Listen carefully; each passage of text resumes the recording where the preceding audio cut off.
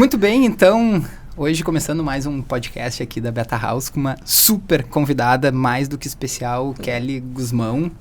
Muito obrigado por aceitar esse convite, por estar aqui conosco, e pra gente é uma alegria muito grande bater esse papo contigo aí, não só pela admiração que a gente tem pelo teu trabalho, pela Warren, por tudo que vocês estão fazendo, mas principalmente pela pessoa que tu é, pela energia que tu tem, que eu acho que é uma coisa incrível também. Então, seja muito bem-vinda. Gente, que introdução é essa? Deu até um quentinho aqui no coração. Poxa, obrigada. Eu que fico lisonjeada pelo convite. É um prazer estar aqui conversando contigo, Beto. Contem comigo e com a Warren sempre. Sempre disse isso e vou continuar dizendo, porque é genuíno e verdadeiro. Legal, coisa boa. Kelly, eu gosto muito de uma coisa que tu tem. Dentro das redes sociais, imagina aqui que uma galera que está aqui já te acompanha nas redes. Se não acompanha, @KellyJGuzmão e acompanha aí que eu posto tudo em tempo real. Exatamente, imperdível, excelente perfil a ser seguido. Mas Kelly, eu gosto muito da tua apresentação ali no Instagram, né? É a crossfiteira, budista, roqueira e rebelde com causa. Vamos tentar... Que pessoa é essa, que mulher é essa, que é tudo isso em 2 minutos, assim, só pra gente começar a aquecer nosso papo. Isso super me representa. E pra eu explicar isso em 2 minutos, eu só tenho que fazer uma intro. Que eu sou... Acho que muitas pessoas já sabem, né? Mas eu sou guria do interior do Rio Grande do Sul, filha única, filha de pais separados e de classe média falida. Então, assim, eu tive uma experiência na minha infância e na minha adolescência que me proporcionaram essa descoberta dessa mulher crossfiteira, roqueira, rebelde com causa e budista, né? Então, assim, como a gente estava comentando antes, eu fui também criada católica apostólica romana, mas eu encontrei a filosofia budista no meio do caminho, que fez muito sentido para o que eu acredito, né? Eu acredito em karma positivo, em karma negativo, acredito em causa e consequência, enfim, e sempre fui também uma pessoa do esporte. Na faculdade eu jogava basquete, eu sempre fui rata de academia, então, assim, esporte para mim é muito mais do que o físico, vai para além do físico, é saúde mental, né? E rebelde com causa, uma mulher no mercado financeiro, né? Enfim, sendo minoria, trabalhei nos Estados Unidos, né, durante 10 anos no mercado financeiro e vi como é que funcionam as coisas. E quando eu tive a oportunidade de construir a minha própria corretora aqui no Brasil, eu pensei, poxa, eu quero fazer diferente. E esse fazer diferente é essa rebeldia com causa, né? Fazer algo diferente pelas mulheres ou pelos recortes minorizados da sociedade. Enfim, eu encontrei, assim, um propósito, eu encontrei, assim, um ativismo genuíno para colocar dentro da minha própria empresa e proporcionar um ambiente saudável para as pessoas trabalharem e conquistar o seu sustento, né? A sua vida, o seu dinheiro. Porque eu também gosto de falar muito sobre dinheiro, e dinheiro também é rebeldia. Porque independência financeira traz liberdade. Se a gente não tem independência financeira, é uma ilusão pensar que somos seres livres. A gente só vai ser livre se a gente for independente financeiramente, né? Então é essa rebeldia também que me move. E falando um pouquinho já, aproveitando o gancho até de Warren, assim, sem ter um script pronto, pré-definido, como é que surgiu a ideia do Warren, né? Da Warren, sobretudo dentro daquele contexto de ser uma rebelde dentro do mundo tradicional, do mundo relativamente conservador, do ambiente financeiro como um todo, minimizando conflitos de interesses, né? Eu acho que trazendo, assim, uma cara completamente diferente com relação àquele mercado ainda meio durinho. Não, total. Como é que foi isso? Então, isso foi em 2014, eu trabalhava na corretora de 2 letras, e junto com o Tito, então eu tenho que mencioná-lo, porque eu tinha uma carteira de clientes e eu fechava e abria posições no portfólio dos meus clientes para gerar corretagem e para bater meta. E aquilo estava me incomodando absurdamente. E aí eu virei pro Tito e falei assim, cara, não acho que isso está certo, não acho que isso está legal. E aí ele começou a comentar comigo, ele disse, tu sabe que tem aqui umas corretoras nos Estados Unidos que já tem um modelo fee-based, né, não commission-based, que é como super ricos investem. Betterment, Wealthfront, Robinhood, que são plataformas fee-based. E ele me mostrou essas plataformas, eu falei, cara, muito bacana isso. E ele disse, então, eu tenho uma ideia de montar um robô advisor que ajude as pessoas a investir com facilidade, de uma forma simples e sem conflito de interesse. com fee-based, né, com uma taxa única, onde a gente não vai precisar ficar abrindo e fechando posição para gerar corretagem, a gente não vai ganhar comissão pelos produtos que a gente coloca na carteira dos clientes, a gente só vai ganhar sobre o patrimônio do cliente uma taxa única. Então, se o cliente ganha mais, a gente ganha mais e todo mundo vai aumentando seu montinho juntos e é um interesse em comum, né, interesses alinhados. E eu falei assim, uau, que sensacional essa ideia, bora construir essa plataforma então. E aí em 2015 nós saímos da corretora de 2 letras para começar o nosso protótipo. A gente começou lá nos Estados Unidos mesmo, o Warren Invest. E aí o irmão dele construiu todo o MVP, né? Tinham mais de 500 startups nessa feira. A gente ficou 3 dias fazendo pitch para investidor, né? Para venture capital, para conseguir seed money, né? Dinheiro semente, para, enfim, dar um kick-off no business. E o mais legal de tudo, na verdade a gente não conseguiu seed money nessa rodada. Mas o mais legal foi que das 500 startups que estavam no evento, a gente recebeu uma notícia 1 semana depois que o evento tinha terminado, que a Warren tinha sido uma das 10 melhores ideias do evento, da feira. E a gente pensou, poxa, então foi uma chancela, sabe? Foi tipo uma afirmação, olha, vocês estão fazendo um negócio bacana que faz sentido. E aí, nisso, tinha um amigão nosso que também tinha saído da corretora de 2 letras, o Marcelo Mazzonavi, também tem que mencioná-lo, um gentleman, Marcelo Mazzonavi, um beijo pra ti. E ele disse, pessoal, tá mudando a regulamentação no Brasil, gestora e administradora de recursos vão poder oferecer seus próprios fundos de investimentos, tem aí uma brecha para a gente colocar a Warren no mercado brasileiro. E bater de frente com os grandes bancos e as grandes corretoras que só tem um modelo commission-based e a gente entra como uma terceira via do mercado com fee-based. E aí a gente, ok, bora, embarcamos nessa. Em 2016 chegamos no Brasil, alugamos uma salinha aqui no Bonfim de, sei lá, acho que era 30 metros quadrados e éramos 4. Enfim, começamos a construir a plataforma, a desenvolver a tecnologia e, enfim, eu ajudei na parte regulatória com a Ambima, Banco Central, montei a tesouraria, administração fiduciária. Enfim, a coisa foi crescendo, tomando corpo. Em 2017 a gente lançou a plataforma e começamos com o primeiro cliente, com o primeiro real investido. E hoje, 7 anos depois que a gente lançou a plataforma, estamos com 200 mil clientes em todo o Brasil. Uau. E 20 bilhões de reais sob gestão, com escritório em Porto Alegre, Floripa, Curitiba, São Paulo, Rio de Janeiro e um quadro de pessoas de mais de 530 pessoas, mais ou menos. Então, acho que aquele cara sonhador, né, o Tito foi o grande cérebro, né, o grande mentor da ideia. E um visionário nato, né? Ele não está em 2024, ele está em 2034, eu acho. Ele está sempre um tempo à frente. E assim, agora, hoje também a gente fala muito em inteligência artificial. Ele, já está falando sobre isso há muito tempo, há muitos anos. E agora, mais do que nunca, ChatGPT aí para ajudar a fazer muita coisa. E eu acho que é isso, aliar a tecnologia com o que há de melhor no ser humano. E acho que aí a gente fica quase que invencível, imparável, né? A gente fala muito sobre isso também, né? Puxou esse assunto de inteligência artificial, né? A gente acredita aqui na Beta House muito dessa questão da conexão. A gente fala muito sobre o Woman in the Loop, né? A gente acredita muito ainda, sobretudo no atual estágio de inteligência artificial. A gente vê muitas pessoas super, hiper, mega preocupadas com relação a esse movimento da tecnologia, realmente fazendo uma série de atividades rotineiras, assim, que em algum momento pode efetivamente substituir, como já está substituindo. Mas a gente acredita muito no quanto essa conexão do ser humano com a máquina vai fazer cada vez mais sentido para nos potencializar. Né? A gente não pode ver isso como ameaça, e sim cada vez mais como um grande aliado que a gente tem. A tecnologia tem que ser uma aliada dos profissionais cada vez mais. Total. E quem fechar os olhos para isso, cara, um dos maiores riscos que qualquer empreendedor, qualquer empresário pode ter hoje é justamente viver o negacionismo das novas tecnologias, sobretudo quando a gente fala de inteligência artificial. Né? Tu queria falar alguma coisa? Não, eu ia te dizer, tu viu aquele lance do Elon Musk, que ele implementou um chip lá no cara e o cara conseguiu mexer o mouse com o poder da mente? É bizarro. Gente, aonde vai pelo parar amor isso de aí? Deus, eu sou uma entusiasta da tecnologia e da inteligência artificial, né? Eu acho que, claro, a gente tem que ter algumas regrinhas, a gente tem que né, a galera mesmo aqui do jurídico, né? É bom a gente organizar as coisas, Super. mas eu acho que o futuro já está aí. A gente já está vivendo o futuro e a gente tem que aprender a lidar.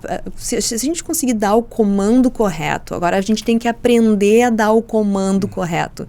Porque se a gente continuar dando o comando errado, a gente vai ter as respostas erradas. Até o próprio chat GPT é isso.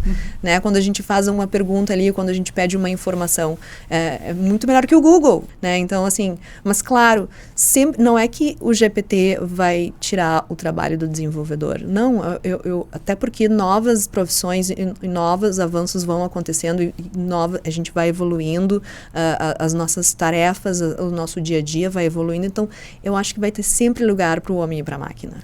Né? Então, por isso que eu sou uma entusiasta da tecnologia. Eu não acho que a tecnologia, a inteligência artificial vai tirar o nosso lugar, bem pelo contrário. Não, eu também. Eu acho que estamos super alinhados com relação a isso. E o benefício que isso traz também para a medicina, enfim, olha aí, a gente já tem gente construindo cidades submersas, enfim, o cara lá também quer levar a gente para Marte. Enfim, se não fosse esses malucos também, né, esses visionários... São esses rebeldes. São esses rebeldes que acabam movimentando o mundo. Exato. Né? E efetivamente fazendo com que o mundo se transforme. Exatamente. E dentro dessa linha, né, de inteligência artificial e todos os impactos, assim, a gente vem sendo muito impactado positivamente com relação a isso também. A gente não tem clareza de onde vai parar, mas o que não dá é para negar isso. Exato. Né? Eu acho que esse é o ponto principal, assim, e cada vez mais os negócios precisam baixar a guarda para isso. Exato. Sim. Não adianta tu olhar pro lado e achar que não vai acontecer nada. Tem uma frase que eu gosto muito que atribuem ao treinador do Mike Tyson. Que todo mundo tem uma estratégia até tomar um soco na cara. Olha aí. E a inteligência artificial é um pouco disso. Cara, daqui a pouco tu vai tomar um soco, tu não vai ver nem... Tu não viu nem da onde que veio. E infelizmente, cara, tu tá na lona e tu pode ter sido atropelado por alguma coisa que tu sequer tinha mapeado como um concorrente em potencial ou alguém que estivesse conversando com o teu cliente. E isso assusta, mas só mostra o quanto as empresas precisam necessariamente baixar a guarda e entender cada vez mais testando, experimentando, usando o ChatGPT, aprendendo os comandos que funcionam, aprendendo como utilizar. Porque não tem... Se tu não fizer isso, se tu não te abrir para uma cultura de experimentação, sobretudo quando a gente fala de tecnologia também... Total. A chance de ficar no meio do caminho, ela é muito grande, muito real. Não, e isso aumenta o nosso nível de criatividade. Porque pra gente fazer essas coisas, essas mudanças e se adaptar, a gente precisa ser criativo. Então, a gente vive a era da criatividade, de como que a gente se reinventa, né? O tempo inteiro. Né? O tempo inteiro. Então, é isso. Voltando um pouquinho e falando de Warren de novo, né? Eu gosto muito do tema empreendedorismo e sempre que eu falo com empreendedores, eu gosto de trazer isso. Como empreendedor, assim, qual talvez tenha sido o principal ou um dos principais desafios que tu enfrentou? Como empreendedora, pode ser como gestora já também. E como é que tu lidou com isso? Que lições tu tirou? Bom, eu sou canceriana, né? Mas meu ascendente... Eu não sei quem acredita aí, mas meu ascendente é aquário. Então, eu tenho esse espírito livre. Mas, como uma boa canceriana, eu sou muito sentimental. Então, acho que para mim, dos maiores desafios, assim, foi sempre montar equipes. Porque eu me apego muito às pessoas e eu sempre tive o desafio de conseguir separar o profissional do pessoal. Eu sou aquela pessoa que às vezes não consegue separar o profissional do pessoal. Eu já acho que todo mundo é amigo, já quero levar todo mundo pra minha casa, sabe? Eu sofro junto, eu vivo o problema das pessoas junto, eu choro. Eu sou aquela assim, mulher não pode chorar no trabalho, não pode chorar em reunião. Bom, eu só aviso, eu sou essa pessoa, eu sou extrema... Claro, era muito mais, né, extremamente emotiva.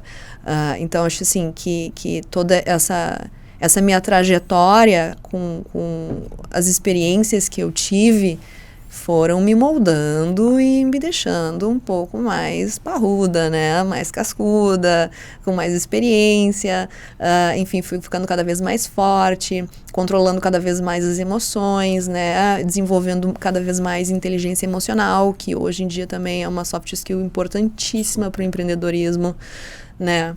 E, então, eu acho que é isso, assim, eu acho que uma das minhas maiores dificuldades foi essa questão de montar equipes, de gerenciar equipes, mas, ao mesmo tempo, sempre foi uma paixão.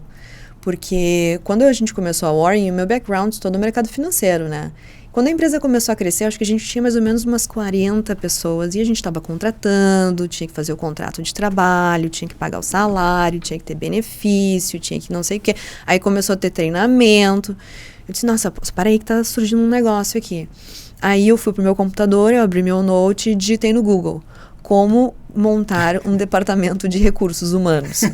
E foi assim que o RH da Warren nasceu. E eu me apaixonei por esse universo de pessoas. E foi aí que eu fiquei, né, nos últimos 5 anos nessa cadeira, né, fazendo essa gestão de pessoas, sendo também, ainda continuo, mas sendo muito o pilar da cultura da empresa, né? Então, enfim, toda essa parte de gerencial, de treinamento, enfim, tudo que envolve pessoas e gestão acabou virando uma paixão, apesar de ter sido dos meus maiores desafios. Que loucura, né? Eu te confesso, assim, quando eu comecei a te seguir, eu tinha certeza que tu era aquela, assim, RH de carteirinha, formada em psicologia, toda uma...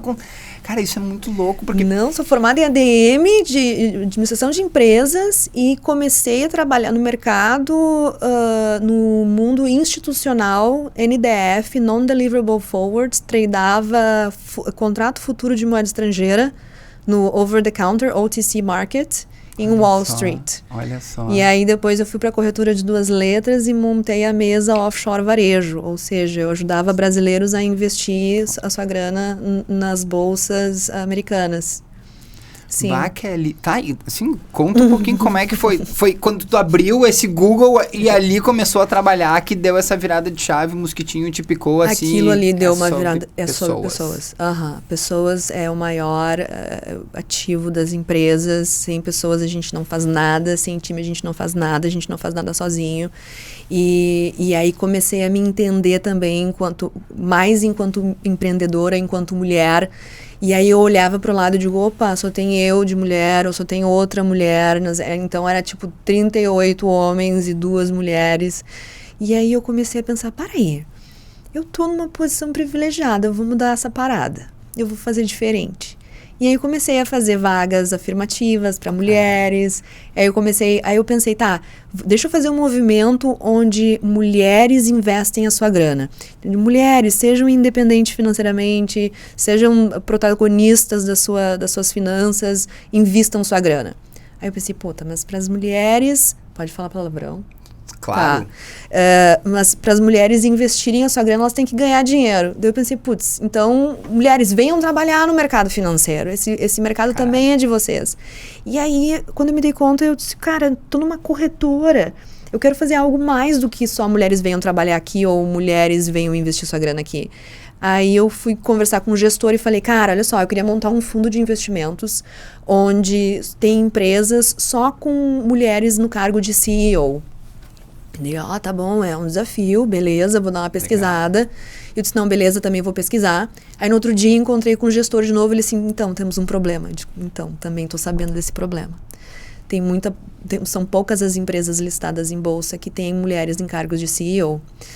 E aí a gente pensou, a gente já tem um desafio aí. Aí pesquisando, a gente encontrou o GEI, que é o Gender Equality Index da Bloomberg, né, que tem, enfim, todo um benchmark de empresas que possuem políticas de equidade de gênero, marca para mulher, equiparação salarial entre homens e mulheres, etc, entre outros parâmetros. E aí a gente fez fez um bench com esse índice e montou o fundo Warren Equals, que foi o primeiro fundo de equidade de gênero no Brasil. O primeiro fundo de investimentos composto por empresas que seguem políticas de equidade de gênero. E foi muito legal, porque durante a pandemia, o fundo bateu o Ibovespa por 2 anos consecutivos, né? Então, assim, o maior índice da Bolsa, né, que é o termômetro da Bolsa de Valores brasileiras, né, o Ibovespa. E então foi algo assim que eu consegui criar também, que era um fundo de investimentos com propósito, né? Então eu consegui, assim, de alguma forma aliar o espaço onde eu estava, o privilégio que eu tinha, enfim, fazer esses movimentos aí no qual eu acredito. E uma outra coisa que é super forte da Warren também, e eu sei que tem muito do teu dedo nisso aí, sobretudo quando tava naquela cadeira de CPO ali, é a questão de diversidade e inclusão, né? Então a gente está falando de gênero, um recorte específico, mas assim, hoje em dia é impressionante assim o quanto realmente é um lugar que as pessoas vão, querem ir e se sentem absolutamente acolhidas. Sim. Né? Dentro desse contexto, como é que foi esse movimento de realmente se abrir dentro, daqui a um pouco no primeiro momento atraindo mais mulheres para essa mesa também, mas depois de incluir também uma diversidade um pouco maior, ser cada vez mais inclusivo, e o papel disso, sobretudo quando a gente fala de inovação, puxando um pouquinho essa temática também, que na minha cabeça assim tem absolutamente tudo a ver. Bom, no início foi difícil, né, porque dentro da minha própria empresa foi difícil, eu tive que algumas vezes levantar a voz, ou eu tive que muitas vezes, eu lembro direitinho que teve uma vaga afirmativa que eu coloquei no LinkedIn, e aí a gente teve uma reunião de comitê executivo, deles dizem assim, Kelly, você está sendo sexista, colocando essa vaga só para mulher. Daí eu digo, gente, eu não vou dar letramento para vocês aqui também, que não é o meu papel, acho que vocês podem também buscar um pouco mais de informação para a gente conversar e debater de uma forma mais objetiva sobre isso, mas assim, eu não vou tirar o post do ar.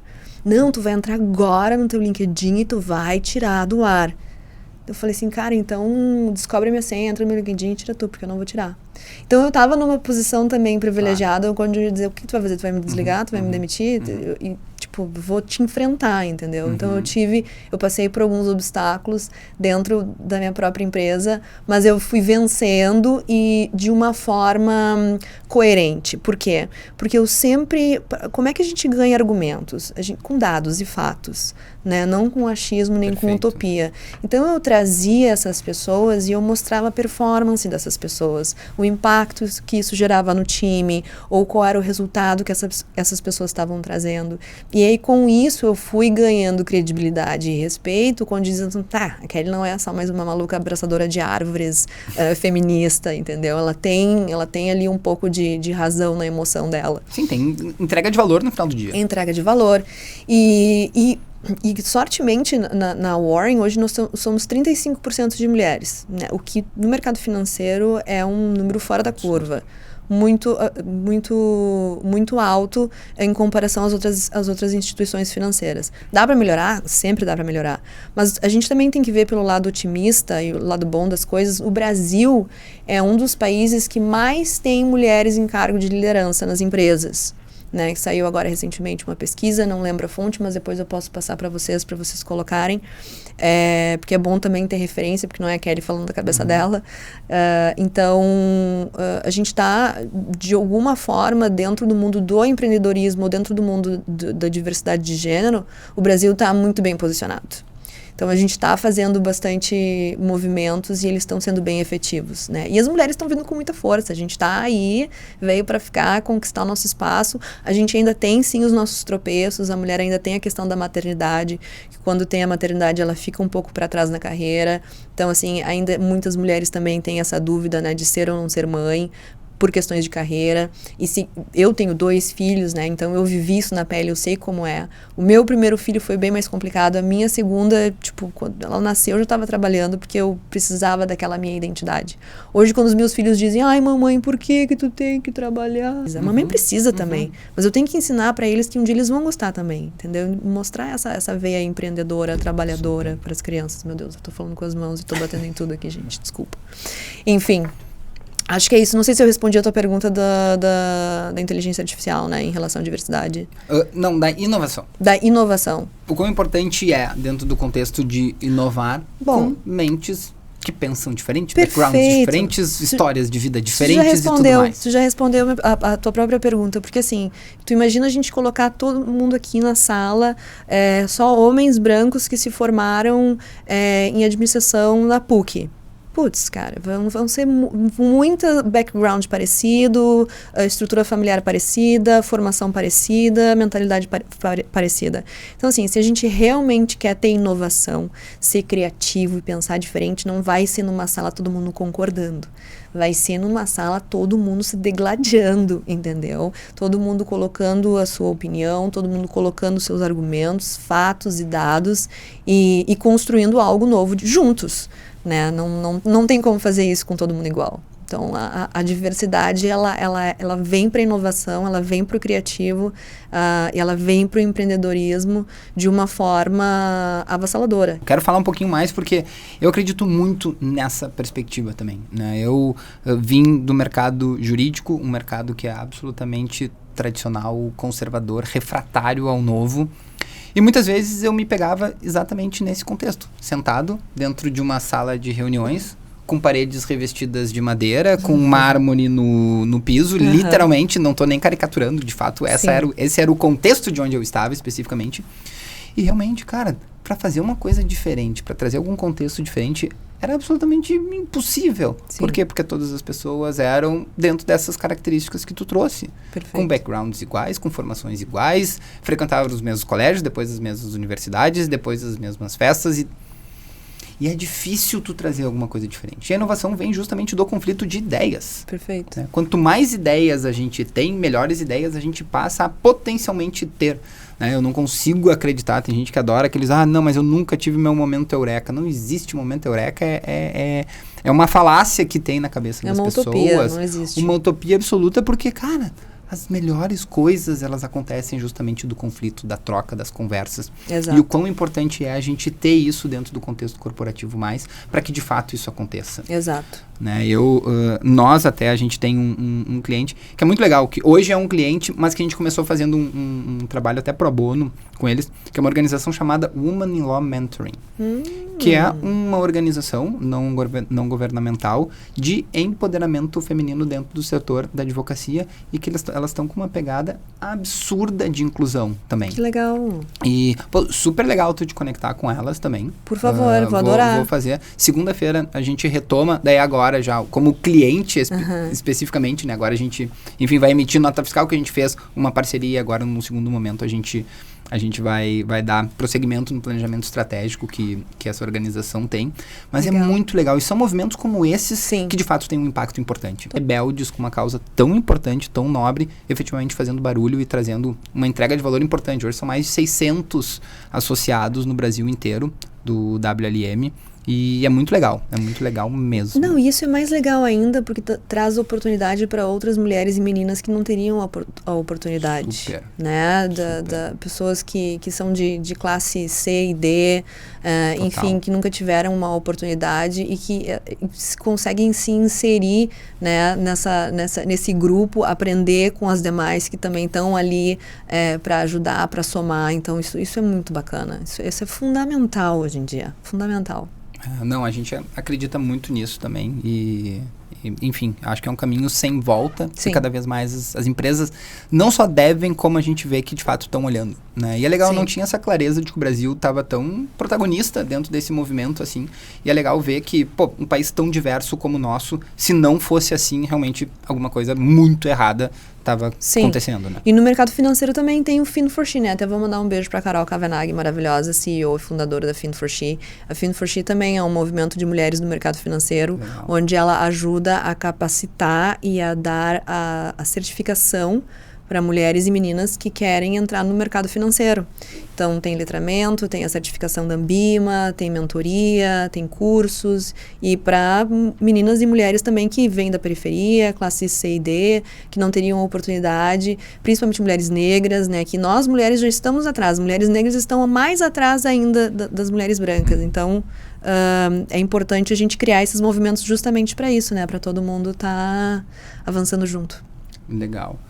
E, Kelly, hoje que tu saiu da cadeira de CPO e tá numa cadeira mais de board, uma figura um pouco mais institucional, conta um pouquinho como é que se deu essa transição, o que tu tá fazendo hoje de diferente do que tu já fazia Conta um pouquinho como é que tá o teu dia a dia hoje, sobretudo lá em São Paulo, né? Que teve essa mudança de vida também. Não, legal. Pô, eu sou uma entusiasta também de São Paulo, eu adoro, né? Eu sou cosmopolita, eu amo o caos da cidade, o caos urbano, e São Paulo tem todo esse caos que eu adoro, né? Sempre tem alguma coisa acontecendo em algum lugar. Mas essa minha transição de carreira foi muito oportuna porque a Warren nasceu como uma empresa familiar, né? Então, assim, eu e o Tito somos casados, tenho meu cunhado também, que era o CTO. Então, e nós, família, sempre tivemos um pezinho, assim, no preconceito da empresa familiar. E talvez, no mundo corporativo, às vezes, isso pode não ser visto com bons olhos, né? E a gente estava num momento de maturidade e maturação da empresa que a gente precisava deixar ela mais robusta no quadro de executivos. Até para o próprio olhar da Venture Capital, né? Dos VCs, do pessoal que fazia parte do board. Então, pro amadurecimento da empresa, eu fiz a escolha de deixar o cargo de executiva, onde eu atuava no dia a dia, no operacional, a passar a ser conselheira, né? O board member, onde eu faço parte ainda do comitê executivo das reuniões de board, enfim, das questões mais pontuais da empresa. Mas, como tu mesmo mencionou, eu tenho um papel hoje muito mais institucional da porta para fora. Muito mais relacionamento com o fornecedor, com o cliente, com parceiros, enfim, levando o nome da Warren para fora. Porque, se tu for pensar, a Warren ela é conhecida na nossa bolha, né, no nosso mundo. Assim, claro, nasceu em Porto Alegre, né? Obviamente em Porto Alegre a galera mais ou menos conhece, mas no Brasil é mais no mercado financeiro mesmo. Então tem todo um trabalho aí de marca, de desenvolver toda o conhecimento, para as pessoas conhecerem a empresa, enfim. Então eu vou estar com esse papel mais institucional da porta para fora. Claro que sempre com o pé dentro, porque a Warren é como se fosse meu terceiro filho, né? E sempre vou continuar sendo também a detentora da cultura, que é algo que a empresa tem muito forte. E, assim, todos os dias, às 7h30 da manhã, eu tô indo pro escritório. Por quê? Porque eu gosto. Bom, em primeiro lugar, porque eu sou uma pessoa do presencial, tá? Me odeio. Eu sou uma pessoa do presencial, eu adoro. A gente gosta do presencial também. E eu vou pro escritório, eu gosto de estar lá, eu gosto de falar com as pessoas, eu falo com todo mundo o dia inteiro. Então, assim, tô sempre ouvidos, tô sempre ajudando. Kelly, olha só, tô com uma dúvida, queria fazer isso. Eu digo, quem sabe faz por aqui, daí depois a pessoa me dá um feedback. Aquele conselho que tu me deu, super bom. Porque eu digo, né, virei board member e conselheira, agora eu só dou conselho. Já tenho aí meus quase 20 anos de carreira e 15 anos de mercado financeiro. Eu disse, não, agora eu sou conselheira, agora eu só dou conselho para as pessoas, né? Vou fazer 43, eu acho que eu já posso me dar esse luxo. Mas olhando pra trás, assim, pô, isso deve dar um puto orgulho, né? Falando de cultura, assim, eu acho que é um benchmark hoje muito importante. Não digo nem pro mercado financeiro como um todo, assim, considerando muito essa pegada de DIY, assim, que a gente estava falando antes.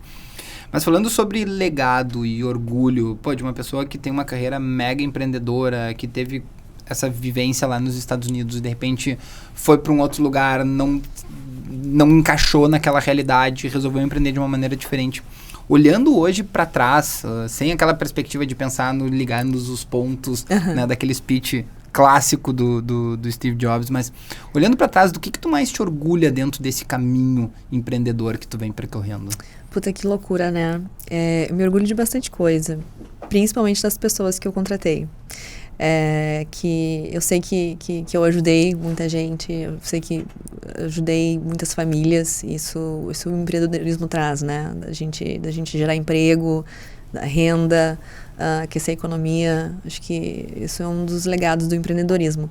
Mas tu sabe que a gente tem a sensação, eu falo muito sobre isso com o Tito, de quando as pessoas nos perguntam isso, que orgulho, onde vocês chegaram, que bom que deu certo. A gente sempre fica assim, mas deu certo? Ainda tem tantas outras coisas para fazer, né? Tem tanta coisa para acontecer ainda, tem tantos outros planos, né, para frente.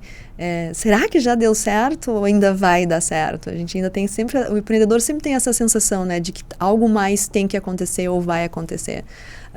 E é por isso que o empreendedor geralmente nunca se aposenta, né? Porque trabalha até o último dia da vida, porque é o que nos move. Porque, assim, eu não me vejo não trabalhando, é algo que realmente, claro, tem os seus perrengues, né, os seus dias difíceis, às vezes a gente tira férias, tem que tirar férias, todo mundo tem que tirar férias, né, para fazer um reset, mas, cara, o trabalho é algo incrível, assim, que preenche a vida da gente. Antes eu achava que tinha que ter uma pessoa fora do trabalho e uma pessoa para o trabalho. Hoje a Kelly fora e dentro do trabalho é a mesma Kelly, é a mesma pessoa, não existe um personagem, sabe, é a mesma coisa, é uma coisa só. E a gente vive e respira Warren todos os dias. E acredito que vai continuar assim por muitos anos. Cara, tu falou uma coisa que faz uma semana, eu acho, o Beck me ligou e a gente tava parando para refletir sobre isso e o quão importantes são esses momentos de pausa e de celebração. Nessa linha de empreender, parece que a linha de chegada não chega nunca. Nunca.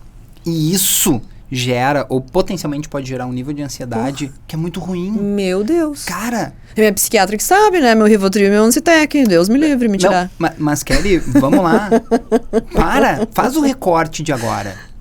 Né? Sim. E olha pra tudo que já aconteceu. Não, olha pros números. Meu Cara, Deus, tem que celebrar.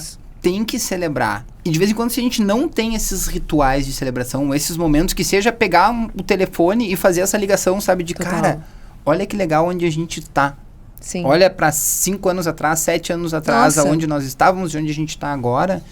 E justamente pra gente poder celebrar. Porque a pior coisa que tem é justamente essa linha de chegada que não chega aqui. Eu acho que tem um momento bem marcante nessa trajetória empreendedora. Acho que foi quando a gente alugou um andar inteiro lá na Faria Lima, na Faria Lima Plaza, em São Paulo, que é o nosso escritório hoje de São Paulo. Eu amo todos os escritórios da Warren, mas o escritório de São Paulo tem meu coração.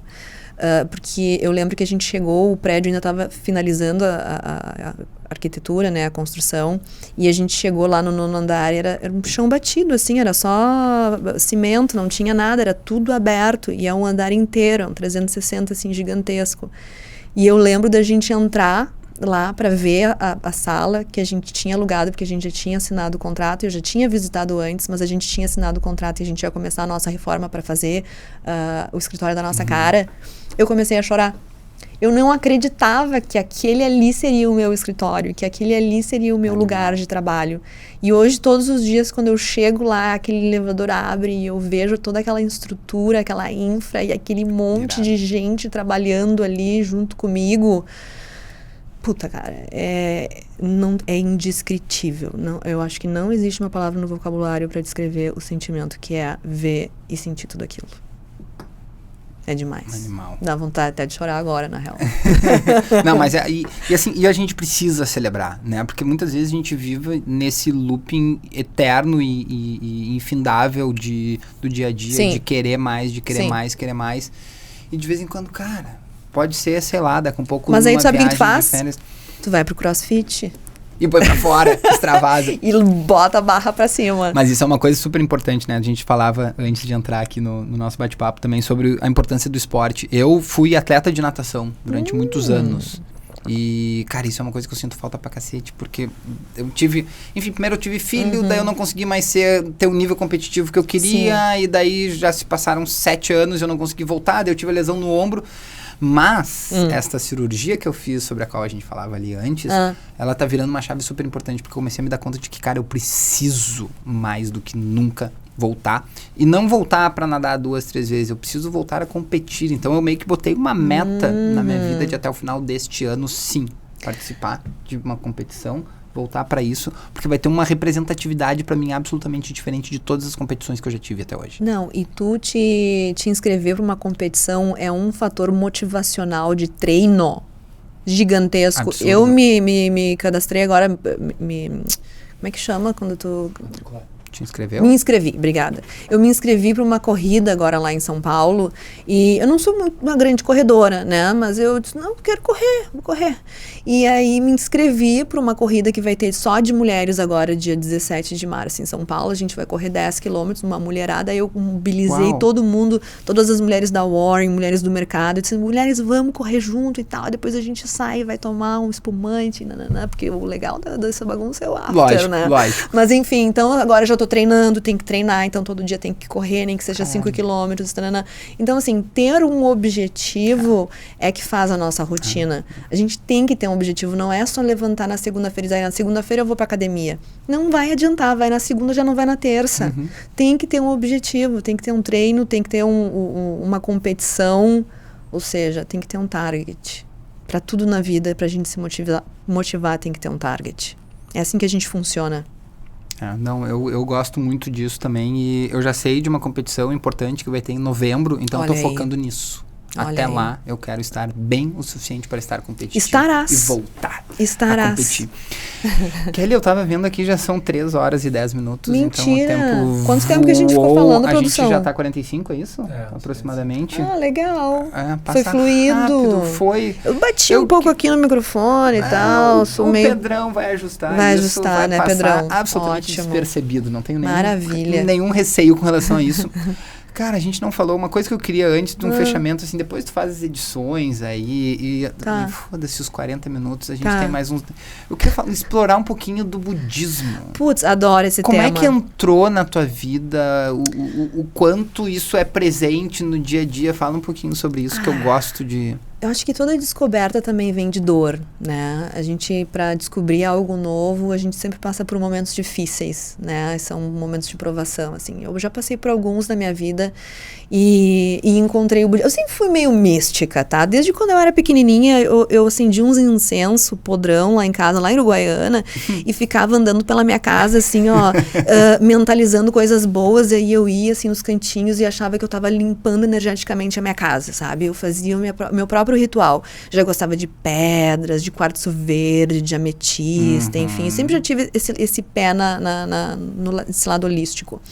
Mas aí eu fui crescendo e tal, e aí comecei a ler bastante sobre o budismo, porque é uma literatura super complexa, e é uma literatura que fala muito sobre o sofrimento.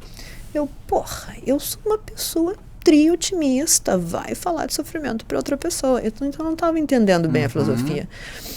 E aí uma amiga minha me convidou e disse assim, cara, vamos lá no Centro Budista de Três Coroas fazer um retiro, introdução ao budismo. Mas na hora eu falei, vamos certo, é agora que eu vou entender essa parada, porque eu tô lendo os livros aqui e tá muito bad vibes, entendeu? Tá muito sobre sofrimento, tá muito sobre não sei o que, eu não tô conseguindo entender o fio da meada, então talvez eu consiga entender se eu for lá fazer esse retiro.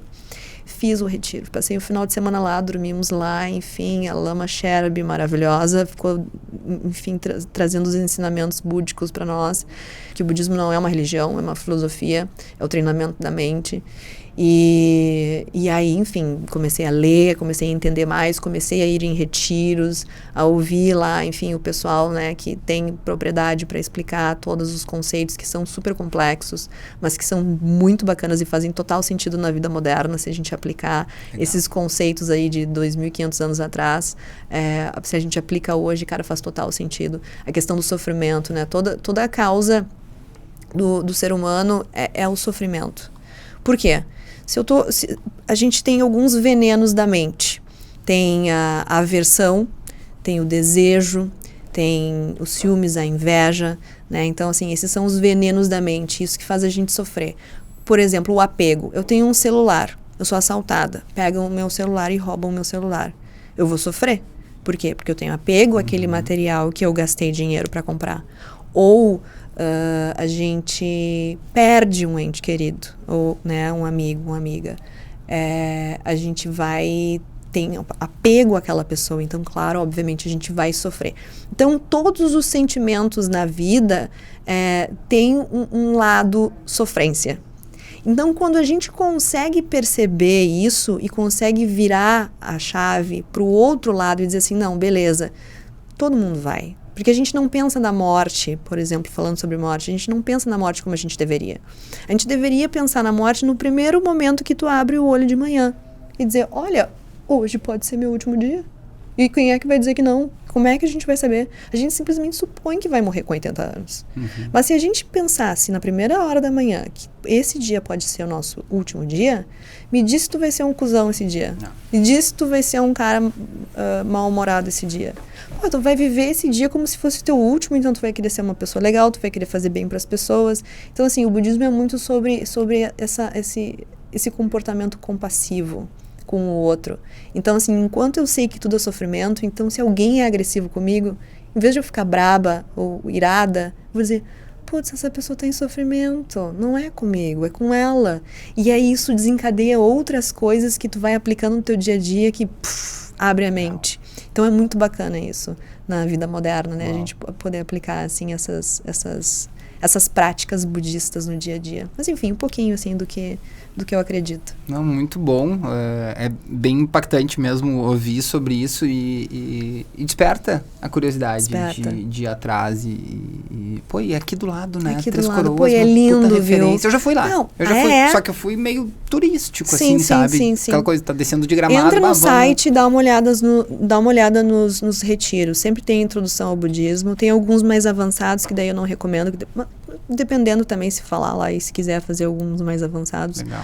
Mas assim, o budismo também, o que eu pratico, né, que é o tibetano, Vajrayana, ele é bem folclórico. E eu, como uma pessoa intensa que sou, quando eu comecei isso lá em 2017, eu me alfabetizei em tibetano, porque eu queria viajar para o Tibete. Só. Então eu fiquei estudando durante 2 anos tibetano, me alfabetizei em tibetano. Olha só, fantástico. Tashidele, depoimpe, depoin. Acho que sim.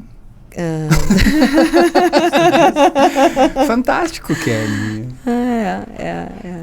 Gosto bastante. Eu sou uma entusiasta também de línguas. Eu gosto muito. Quando eu estava na faculdade, eu fiz alemão, fiz francês, casei em italiano. Né? Então, sempre gostei. Estamos diante de uma poliglota, então. Eu tento. Eu sei me apresentar em várias línguas e fica por isso mesmo. Não sei se dá para considerar poliglota. Kelly, assim, ó, eu sei que o nosso tempo tá mais do que estourado aqui. Bom. Mas eu amei eu falar também. contigo, ter esse momento aqui junto. Eu queria só para finalizar, assim, deixar uma mensagem para uma pessoa que está começando a empreender, quer deixar a sua marca, quer de alguma forma fazer alguma coisa, deixar o mundo um pouquinho melhor a partir de si mesmo. Que mensagem tu poderia deixar para uma pessoa que quer deixar a sua marca? Essa mensagem, na verdade, vai para todas as pessoas, independente de querer deixar sua marca ou não, mesmo esperando que todas as pessoas queiram deixar uma marca, né, para ter um objetivo na vida. Isso é fundamental para a gente seguir o baile. Mas é algo que eu levo também no meu dia a dia. Tem uma coisa chamada ego, né? Então a gente ou massageia o ego ou belisca o ego, né? Então o que a gente tem que tentar fazer é não se abalar com a crítica e não se deslumbrar com o elogio. O elogio, ele nos atrapalha, nos distrai. E a crítica nos abala, nos deixa cabisbaixo, né? Nos confronta, a gente fica triste, né? E a gente perde força. Então, assim, não se abalem com a crítica e não se deslumbrem com o elogio. Sejam vigilantes aí do ego de vocês e sigam com foco no que é o objetivo do business ou da vida ou do relacionamento, seja lá qual for o foco de vocês. Sem mais palavras. Depois desse fechamento aí, eu acho que, assim, ó, não precisa mais nada. A turma tá aplaudindo aqui em silêncio para não atrapalhar. Kelly, muito obrigado. Eu que agradeço. Foi demais, muito bom mesmo. Obrigada. Beijos. Beijo. Tchau, gente.